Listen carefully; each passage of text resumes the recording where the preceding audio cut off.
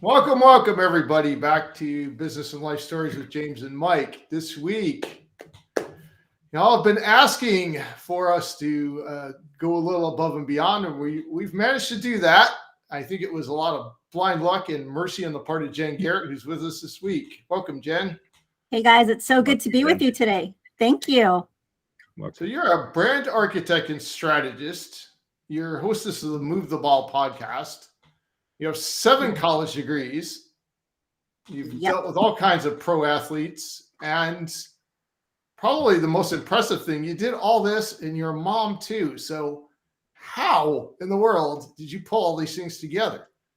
Well, the secret is I'm just a little bit crazy, or maybe a lot crazy even. But for me, it's just I'm one of those people that likes to keep busy, and no matter what life throws at you, because things will come when you least expect it. It's just like, you know what, you're going to roll with it and kind of go with the flow and see where the journey takes you. Never thought I would be doing what I'm doing today. Always thought I was going to be in the Fortune 500 big company, big conglomerate world. And it's just funny how life sometimes has a different plan for you.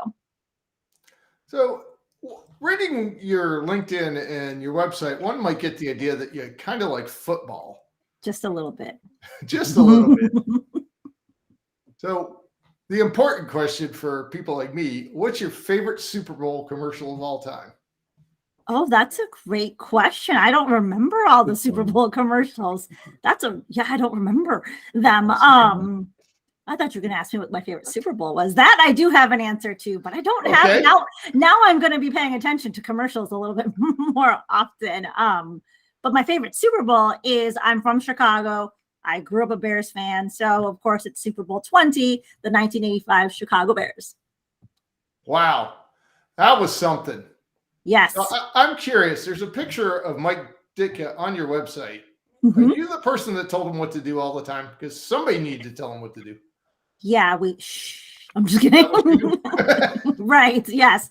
When he was winning, that was me. When he was not winning, no. So I'm just curious, why 7 degrees? I have 3, so I kind of get the whole ongoing student thing. What is it's just above and beyond anybody I've ever heard of. What motivated you to get that many degrees? Yeah, so I'm one of those people that loves to be different and prides myself on having things that stand out. It doesn't have to be from an education standpoint, but just like, what can you do to set yourself apart from other people? I love to learn. I love academia. Now, however, I mentioned I was crazy, so that's one, but I am actually smart too, because 4 of those degrees were fully paid for by employers, a 5th one partially paid. So because I was working for companies that had such a generous education benefit at the time, I was like, why not take advantage of that for a couple reasons? One, I enjoyed learning. I also had kids while I was going through school and working full time. So it was a balance, but I enjoyed that setting. 2, I kind of felt like by having another degree, it's something that no one can take away from me. And I don't think you have to have a degree to learn, but I just happened to do a lot of those particular ones because I had this benefit. But also in some small way, I was like, well, it's more compensation for me because the company is paying this money, not to me, but to an institution where I can reap this benefit. So that was another not a huge motivator, but that was, another piece of it. It was like, okay, they're paying for it. I'll get a degree. I feel like I'm getting more from the company because of that. And so it just made it seem like it was a better use of my investment of time because of all of these different reasons. So what advice could you give some of our audience about thinking there's so many things going on when you're running a business? And in addition to everything else, you're a realtor as well. So there's a lot going on. And an attorney also. So I'm not a real estate attorney. I was gonna get to the Army lawyer thing, but we don't need to mention anything that I may or may not have done in the Army. I was never caught. Sorry, I derailed myself. There you go. You're fine. Yes, there was the day the beer can went rolling down the barracks floor just as the sergeant was coming in the door. Yes, it was mine. Anyway, harmless fun. Yes. So what can you give our audience as far as some of your strategies for kind of thinking about how much time to spend on different things and how not to get spread too thin? Yeah, so I think it's really important. So I recently released a book called Dominate the Game a couple months ago, and the subtitle is How Life Changes When You Show Up. But there's a chapter in there that's called Manage the Game Clock. Because I am such a football sports girl, I use a lot of sports analogies. In the football context, when you're looking at managing the game clock, you've got 60 minutes of regulation, and teams are looking at how do they effectively control the ball or, just play the game. For us, that notion is really about how do you manage a 24-hour clock every single day and being intentional and purposeful, because a lot of people think, oh, if I fill my calendar with things, I'm busy. That's great, right? But just because you're busy doesn't mean you're actually productive and doing the right thing. So I think it's very important for people to take a critical eye on how am I spending the 1,440 minutes that I have every single day. I am not the person that thinks you have to hustle and grind and just drop dead with exhaustion. It's really about you set whatever schedule it is going to be, and that's going to be different for each one of us, right? It also depends on our family commitments and everything else we have going on. But you're going to choose what amount of time I'm going to devote to work tasks and business tasks for the day. Then it's a matter of planning out what are the right things that I need to be working on for this particular week and each of the days in the week. I like people to break it down on a weekly basis. And this is important for a couple reasons. One, you're getting organized, which is important. We know if you're better organized, then you'll be more efficient. But secondly, it helps with a feeling of stress and being overwhelmed. Like there are so many more things you can do every single day that you can plan out like a huge to-do list, right? And you're not going to get them all done. There's always more work to be done than there is time in the day. So it's really about prioritizing, okay, my objective for this week is X. And when I break that down into each and every day, these are the things I want to accomplish. So I'm going to schedule into my day activities that align with those things. And the other tasks that still need to get done, I'm going to schedule them another day. So it's not today, it's not tomorrow, it's next week or whatever. And when you do that, in your mind, you're telling yourself, I have a plan for those other things, so I'm not going to worry about them now. So it also makes you feel less stressed and just, kind of takes off some of that feeling of being overwhelmed and like you can't manage everything. That's a really good picture of how this could work. Do you find in some of your clients that there's a confusion between being busy, having a lot of to-dos, versus being busy doing the things that are going to take them where they want to go? I do. Sometimes it's because they haven't thought through, they haven't planned out, like, what are the right things to do? What are the things that are going to be impactful? And so it's really adopting that critical lens, right? And thinking through, okay, this is what I want to accomplish this month, this week, today, tomorrow, etc. So what are the things that I really need to focus on? And it's that discipline and focusing on those things. So it's one thing to plan it, right? That's great. The next part is being disciplined and executing on that plan, because as we know, there's so many things that are vying for our time, whether we planned it or not, right? And so you have to be very intentional and say, no, I'm not doing this, even though I know that it needs to get done, but that's not my priority for today. Or let's say you're working with other people and they are throwing a task over the wall to you. Hey, Jen, can you do this? Hey, Mike, can you do that? I really need it today. Well, do you really need it today? What if I gave it to you tomorrow or Friday? It's pushing back, but not just to be a jerk. It's really about, when does this need to get done? Can it wait? If not, okay, great. Then something else is going to be compromised, so you make that decision, right? What's the priority? But a lot of times people just throw some artificial deadline out there, and you can challenge that. And you can say, do we need this? Why do we need it at this time? Would it hurt to delay that? So it's really just, respectfully challenging and pushing back and saying, no, not today. Or when do you really need it by, versus when do you want it? Or what's this date that you just threw out there? Is that a meaningful date, or is it just something arbitrary? That's a really good set of phrasing. I hope everybody in our audience goes back and takes notes on that, because I'm sure you had to do some of that during your time in the Army, right? Where for sure. I'm still commanded, you got to push back a little on the timing, right? Well, I'm still serving, so I still do that at times. So I'm in the National Guard. I'm actually heading out soon again for my drill weekend, so it's an extended drill weekend. But yeah, I mean, there's a way to say no, you know, in a way that doesn't irritate people or make it seem like you're a person that just isn't a team player, right? So it's really, sometimes I'll also say, like, in the spirit of efficiency, is this the best way for us to do this? Right. And so you're classic. Because sometimes it's not, but people aren't thinking about that. If you just say, no, I'm not doing this, then people are irritated. They're annoyed. They're mad at you. Whereas if you explain why you're questioning it, then people are like, oh yeah, let's rethink this. And so it's a great way to kind of refocus people on the things that might be the bigger priority of the day or a better approach to handling something. And how would someone apply that inside their own head to themselves? It's a great question. So it's really about that discipline, right? Like knowing what is the thing that you're really focused on for the day or the week or whatever time period you're looking at. And just being aware when you get a phone call or when something happens, you're like, oh, I should go work on this other thing. You need to like check yourself and be like, wait a minute, I'm supposed to be focusing on this particular activity or task, and I'm about to go do that. Is that the right thing to do? It can be. I mean, we have to adjust all the time. So it doesn't mean you have to stick to the plan that you had, but it's really being aware and just catching yourself and pausing and saying, okay, you know what, I'm going to make a decision, right? Which is the more important task to do. And I'm going to reshift things around if I need to. And that's okay. There's nothing wrong with that. But it's really just being disciplined instead of just, okay, let me go do this. Now let me go do this thing over here. It's trying to maintain that focus on what's important. Does that make sense? Looks like he has a question. Yeah, it made perfect sense because as you've picked up by now, James and I are two people with one complete brain between the two of us. So he's the part that's like, get focused.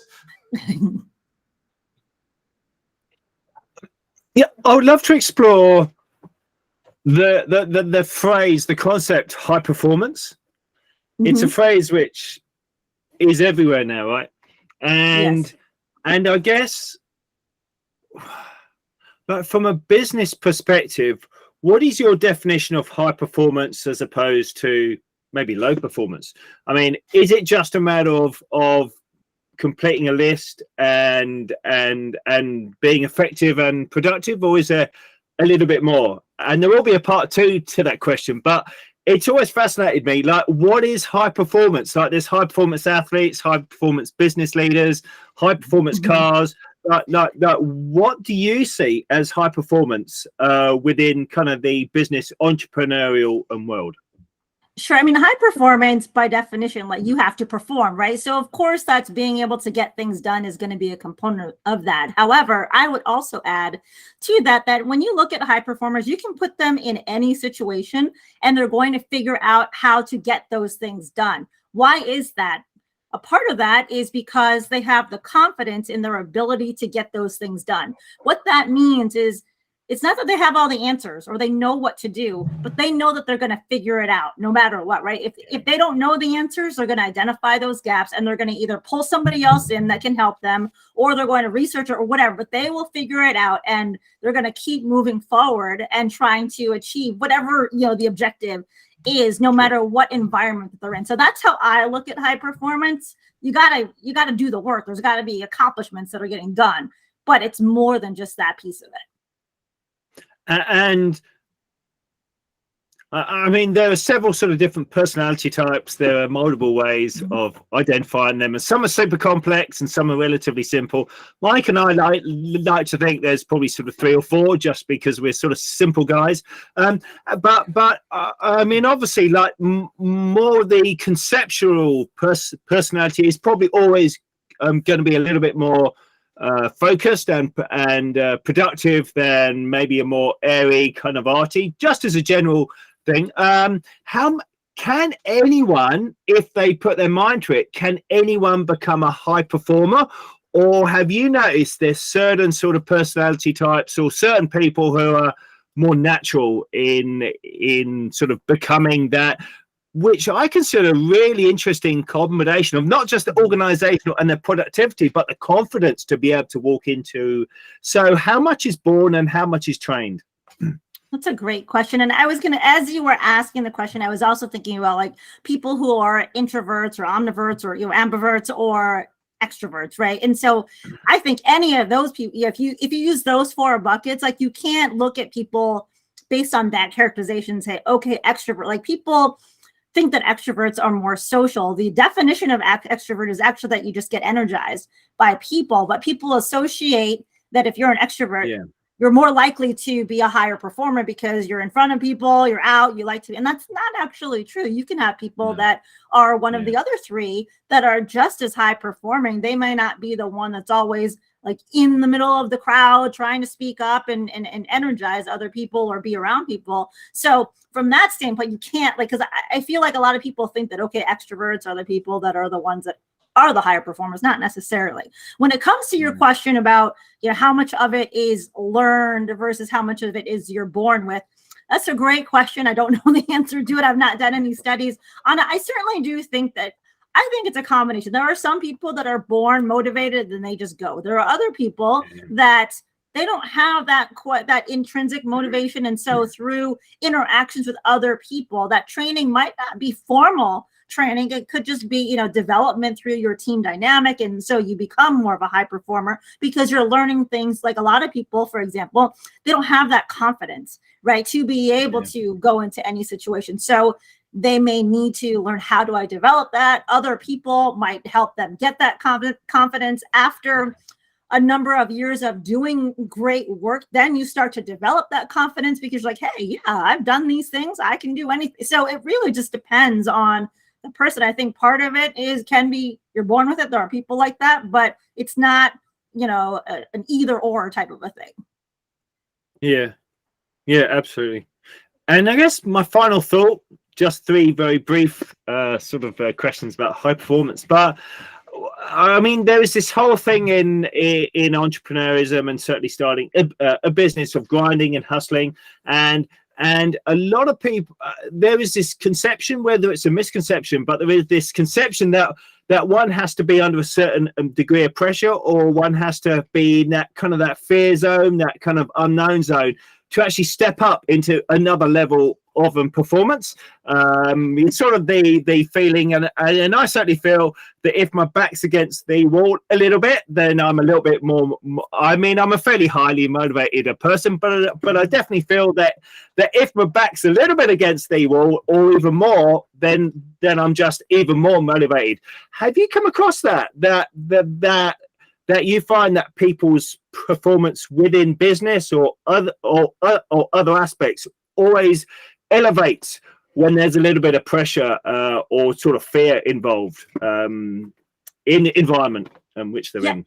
I mean, I would say that depends on the person, because there are people that don't thrive under pressure, that don't, get things done. And so they just either fail at something, or, they just keep plugging along. So I think that also it's determined by the type of person. Some people are great under pressure, and until that pressure is applied, they're just, they're not as high performing. And then when, their feet to the fire, it's like, okay, I got to go. So it just depends on the personality of the individual.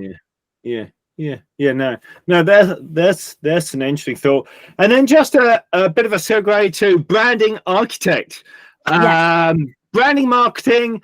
I always love asking a question you've probably been asked a million times, but I think it's so important, particularly with people with early stage sort of companies. Where does branding start and stop, and where does branding start? Are they intertwining? Are they two quite different? Is one just going to market for client acquisition, and then branding takes off possibly for client retention, or is it size of business? Can you tell us a little bit about branding, please?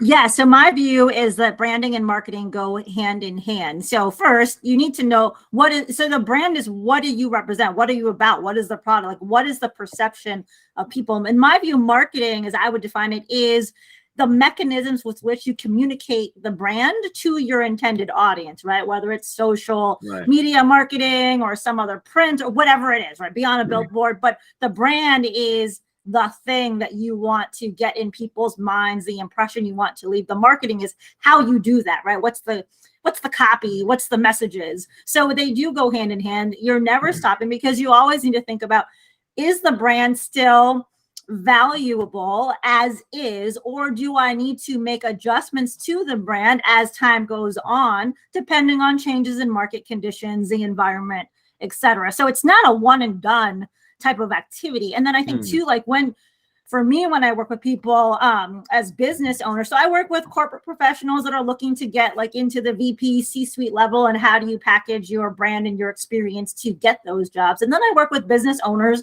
on how they position their brand or their product brand to, grow their revenue in their target segments. And so when it comes to that second group, I mean, you're always in your marketing, you want to make sure that there's elements in the copy of the brand that tie into what it is you want them to. So the two are very much related. And you don't have one without the other. You need to always be thinking of both. Yeah, absolutely. I love that kind of definition of marketing being the mechanism of putting the branding out.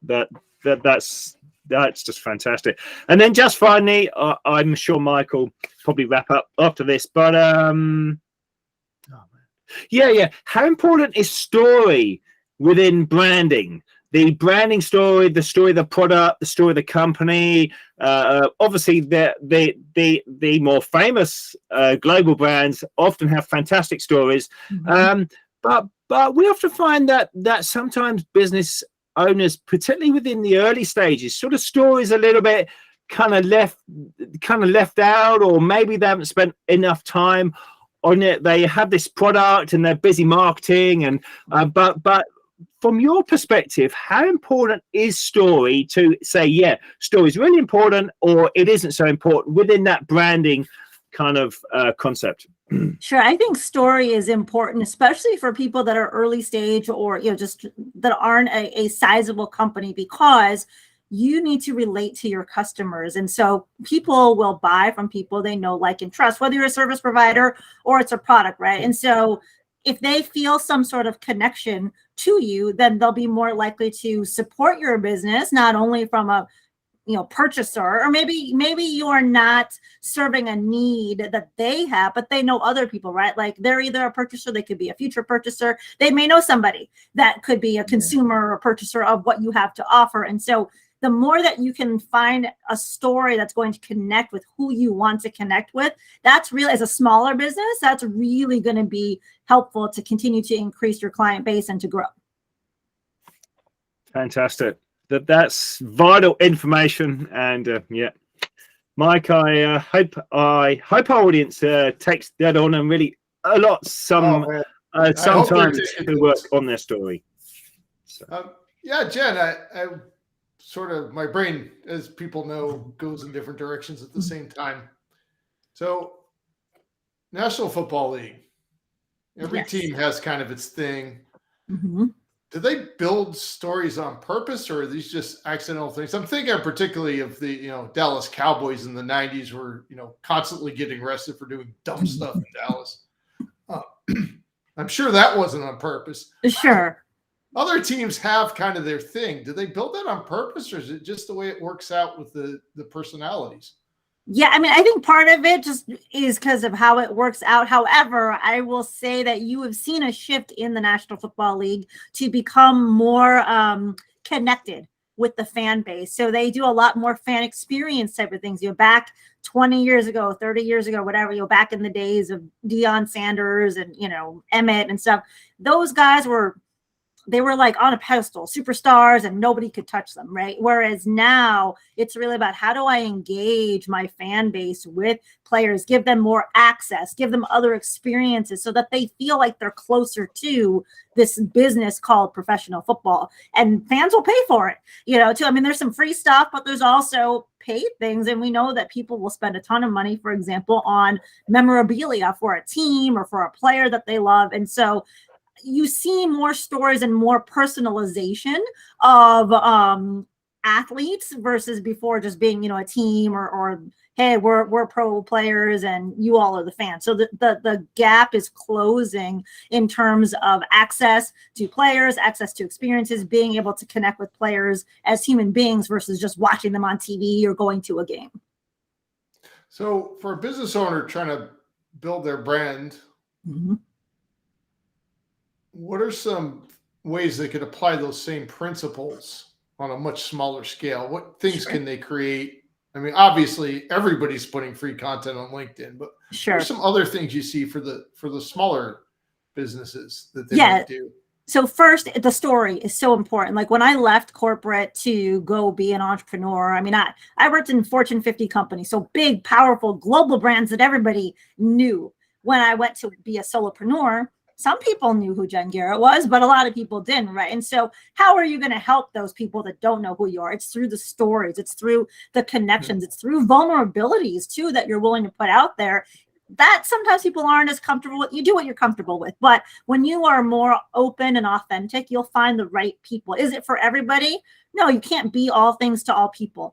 So, your tribe will find you when you put yourself out there and you share those stories. It's about relatability. So that's one thing. Another thing that I think is very important is collaboration with other people, right? Because then you guys are tapping into each other's audiences. So whether you're doing a live stream or you're posting or you're doing an event in your city, like those collaborations are so important. Like I did a book signing here in Chicagoland a couple of weeks ago. And so one of my neighbors, she owned a juice bar. So we did it at her space. And then we also brought in a local gym owner. And so we did a raffle, a gift card for the place. We did a 30-day membership at the gym, but it's getting all these other people in the community familiar with who we are, right, in our businesses. So I think that's an important thing, is who can you collaborate with to really help grow your brand and let people know. And then it's consistency too in content. Like figure out, people talk about this all the time, like put together a content calendar. And I don't think you should post just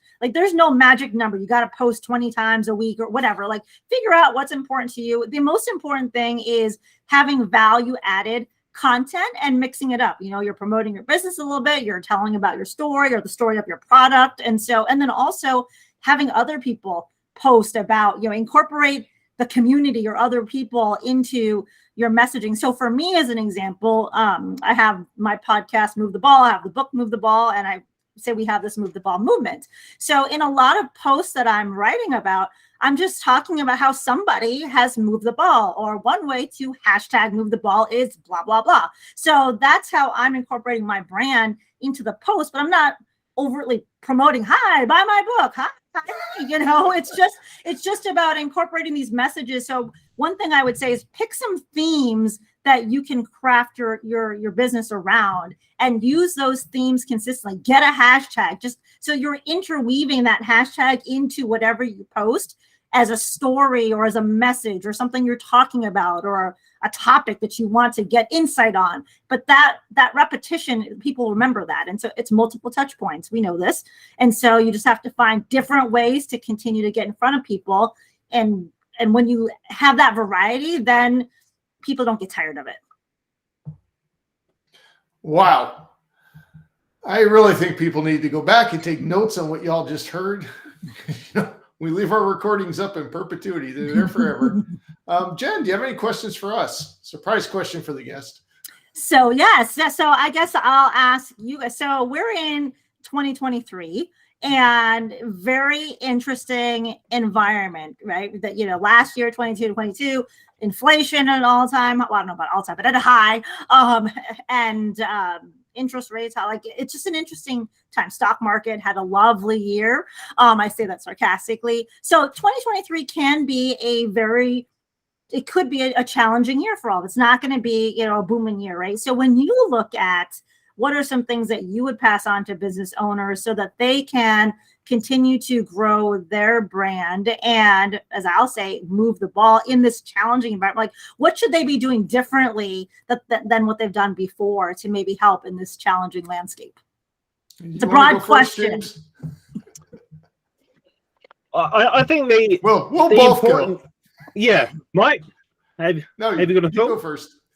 Yeah, no, I mean, I think what's really important is to just double down on really building their audience, like not to be put off. Like we all know that wealth and the best businesses are made when times are hard, right? I mean, it's a well-known fact. So how do you move the ball for the future? Well, you you move the ball by saying how you can move the needle now. Like how can you create maybe a product advantage or a service advantage? What can you do over and above your possibly sort of competitors who are maybe more concerned about the here and now? But if you keep it on the bigger picture, and we realize that these are the times where really the best leaders, the best companies are forged, then what can we do now to move the ball? Or with that in mind, of knowing that all things come to pass, and if we really work hard now, then what can we create for ourselves, for our clients, and for our community when the turning point does and indeed will come? So that'd be my input. I like there. that. Can I chime in real quick, Mike, before you answer? Sure. Yeah, so I really like the concept of doubling down, because a lot of people now are scaling back, right? And so like even when COVID happened, I left my job a few months before COVID, and then I was like, oh, people were like, Jen, I'm sorry, bad timing. I'm like, no, this is not bad timing. I'm going all in, and so I continued to spend money when other people weren't, because it was the right time. So same thing now, like you've got to, I was just having a conversation earlier today with one of my real estate colleagues about how we're going to see a lot of people leaving the real estate business because of just what's going on. And so, but the people that are firm in what they do and what they believe in, they're going, they're doubling down, right? They're like, no, this too shall pass, just like you said. And so it's a matter of weathering the storm and staying true to what you believe in and the products and services you provide. And there might be some short-term pain with that when it comes to you, because you're spending more money, but it will pay off if you're doing the right things. Yeah, for sure. Absolutely. Wow, you guys are smart. Mine's much more basic. I tell everybody, copy me in these aspects. Every day I get up, I spend time praying. That's me. You may have a different thing, but I pray to God, I read my Bible, and then I work out. Those two things get done every day. Now, the rest of the day then is better for me. And as was just mentioned, double down on your business. Remember, whatever you see coming out of the mouths of politicians, remember this fact: politicians are hazardous to our financial well-being. And most of them are not economists or financial wizards, clearly. And there was a reason why, when the United States was forming as a nation, the Continental Congress was called a Congress, because Ben Franklin, of all people, said, we'll call ourselves a Congress.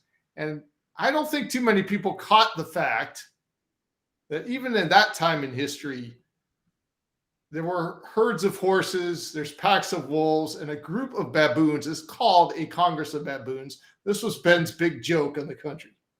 So think about that. When politics comes on TV, turn it off and get back to focusing on your business. I think many business owners get sidetracked, and get sidetracked on social media too. Social media is for the purpose of us putting out content that's going to help us find our tribe and help people. Right. The rest of it, you don't need to be dwelling on it. Yeah, and I think something else that's important too is having the courage to ask for help, right? Like lean into your audience and say, hey, would love for you to share, if you know anybody. Like, don't be afraid to be a little bit more, quote unquote, aggressive, put it out there, right? And so when you put it out there, then people know. If you don't make that ask, they're not thinking about it because they're busy, they have other things to do. So, if you make that ask, then you don't know what will happen. But I guarantee you more could happen than if you didn't make the ask, right? So just, don't be afraid to ask people for connections, for referrals, for whatever it is. And, even in your post on social media, you can say, hey, if anybody needs, there's nothing wrong with pushing your business a little bit, right? If you're providing value, you're a business owner. Like, people know that you're trying to grow your business. So, ask for help, ask for people to, let people know about you. That's okay too. Absolutely. And if any of you listening are a little nervous about doing that or not experienced that, a great way to start is just talk to somebody and ask the question, how am I coming across? What are you receiving right now? How does this conversation make you feel? Not too many of us ask those questions, and they're really good at helping build confidence. Yeah, I feel Okay. like I was gonna say I feel like people don't, they feel like they're bothering other people by asking those questions, but people love to help and feel like they're being of service. So to your point, Mike, I mean, ask the questions. So, biggest football player you ever been around? I think most of us watch it on TV, or if we're in the stands, we're not usually in the front row. And I'm remembering way back, dating myself now. I remember watching Fran Tarkenton play on TV. At 6 feet tall, he looked like a puny little kid on that football field. How big are these guys really? There's some big guys. I mean, I remember going back to the 85 Bears, the Refrigerator Perry was back then was a big guy. Now in today's day, I mean, there's so many more people that are bigger, stronger, just heftier people. So I mean, they're definitely some sizable people. And I'm short. I'm 5'2", 130 pounds. So, for me, I have muscle. So that 130 is not fat. But it's funny, just digressing real quick. Like people will be like, how much you weigh, Jen? 147. I'm like, 147. And they're like, what's the muscle? And I'm like, okay. But I'm small. And so, I mean, these guys, they're humongous. Many of them are. James, you have another question? It was really just, I thought I really wanted to maybe emphasize or repeat the importance of having time to ourselves. And I think that's more of a Chinese philosophical approach to moving the ball, as in non-moving to move the ball. And I think it's so important to have that, whether it's praying, whether it's going for a run, whether it's breathing, yoga. It is that 10, 20 minutes, maybe half an hour to ourselves where, in essence, we aren't moving, because it should be a time for ourselves where we can more like float, or we can relax, or we can concentrate on focus and sort of gather our thoughts. So I just wanted to really put a little inversion on moving the ball without moving, which is, I think, in these damn times, it is so important for us to be able to touch base with ourselves every day, to sort of love our kids, to just to be able to have those few moments where we can feel human and energized and relaxed and ready for the day, and then we're ready to move the ball. So I just wanted to add that.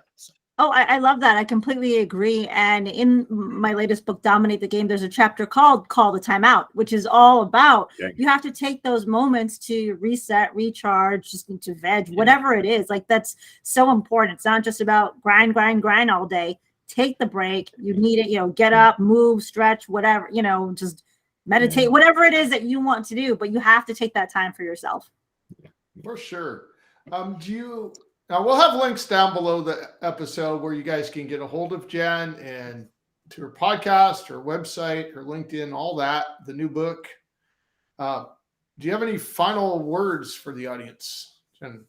Yeah, so I mean, the subtitle of the new book is How Life Changes When You Show Up. If you show up the right way, you're going to see the results that you want. I mean, a lot of people, you might have heard before, people say, if you look at how far you've come in a year, right? Like, if you're doing the work, you're going to have so much more change. And it's so true. Like, I look back at where I was a year ago compared to now, the connections I made with people, the things I've gotten to do with my business. And so it's like how you show up every day matters. And so just be very intentional and being very purposeful about that. And even, as business owners, it can be a grind. It can be taxing. I mean, it's not a 9 to 5, right? We're working all the time. And so for me, like, I have kids. I'm a single parent. I have 5 kids, 2 still living at home. And for me, it's very important to carve out time for them. Now, when I do that, things are not getting done for my business, right? But I know that, and I'm okay with that, because that's the priority. So, I mean, we need to also remember it's not just about work, right? Life is short. You never know when tomorrow is going to be the last day. So we really need to make sure that we're focusing on the relationships and time with people that matter as well. So make sure you're doing that too. All right. Thank you for being here. Thank you. Love the conversation. Thank you so much, Jen. Thank you so much.